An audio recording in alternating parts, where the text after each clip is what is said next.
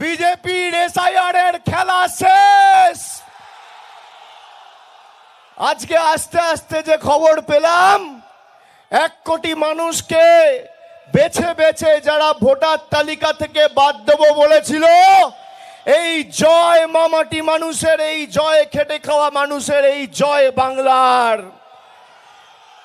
যারা বাংলার মানুষকে খালি ভাতে মেরে চুপ করে বসে থাকেনি, আমাদের মৌলিক অধিকার ভোটাধিকার কেড়ে নিতে চেয়েছে, তাদের 2 গালে 2টো কষিয়ে থাপ্পড় মেরেছে দেশের সর্বোচ্চ আদালত। তাহলে কার ক্ষমতা বেশি মোদিজি? 10 কোটি মানুষ না বিজেপির জমিদার?